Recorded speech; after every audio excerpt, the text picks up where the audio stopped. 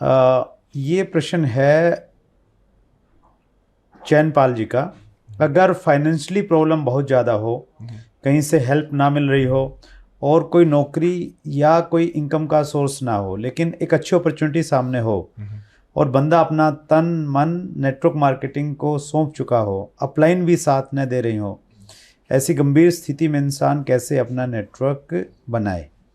तो ये I think ये कहना चाह रहे हैं कि फाइनेंशियल प्रॉब्लम्स हैं और लेकिन एक बिजनेस अपॉर्चुनिटी उसको मिल गई है, अपलाइन उसका सहयोग नहीं कर रहे हैं, तो क्या करना चाहिए?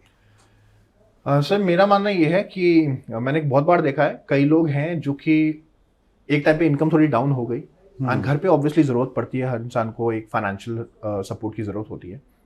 तो मैं कई बार अपनी डाउन को भी गाइड करता हूँ कि अगर आपको लगता है कि आपको ज़रूरत है, आप साथ साथ में इसको, चाहे और सर डायरेक्ट सेलिंग शुरुआत एक पार्ट टाइम की तरह ही हुआ था। मैंने ही पार्ट टाइम, मैं कॉलेज में सुबह कॉलेज करता था, शाम को मैं मीटिंग्स करता था। राइट। तो मेरे लिए भी वो पार्ट टाइम था। इनफैक्ट मेरी मैक्सिमम इनकम उस टाइम थी जब मैं पार्ट टाइम करता था।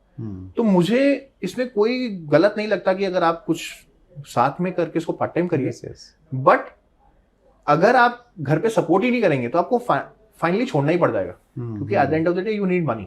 राइट। तो मेरा मानना ये है कि अगर आपको दिक्कत है फाइनेंशियली, जो कि बहुतों के घर में है, तभी मैंने भी इसलिए ज्वाइन किया था कि मैं अपनी घर की दिक्कतें दूर कर पाऊं। जॉब करता तो शायद उतना नहीं कर पाता, बट अगर शायद मैं उतना बड़ा कॉलेज में नहीं कर पाता तो मैं शायद जॉब के साथ इसको कंटिन्यू जरूर करता, क्योंकि एक अपॉर्चुनिटी है जो स्केल अप हो सकती है, जो मेरे ऊपर है कि मैं अपनी टीम को कैसे डेवलप करता हूं।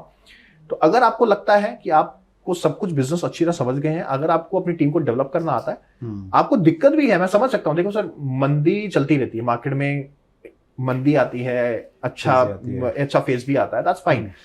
पर जब आपको लग रहा है कि एक डाउनफॉल आ रहा है, कोई बात नहीं, आप एक अदर सोर्स ऑफ इनकम बनाइए।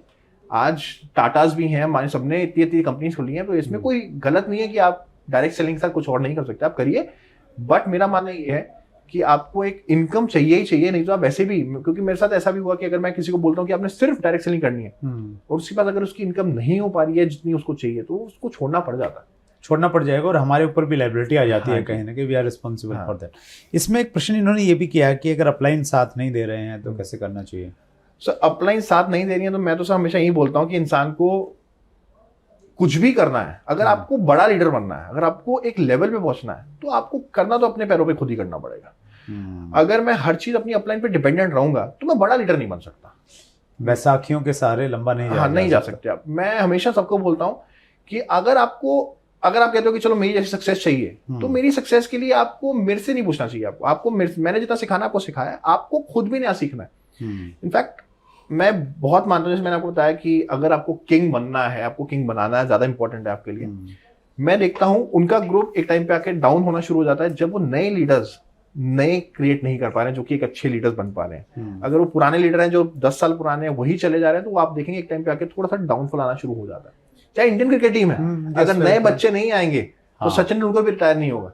वो प्रेशर आता है कि हाँ मुझे भी अच्छा परफॉर्म करना है, तो everybody has to perform and new people has to come जिन्होंने अच्छी परफॉर्मेंस देंगे, तभी वो प्रेशर ऊपर भी आएगा और हाँ एक स्टेबिलिटी आएगी पूरे नेटवर्क में भी।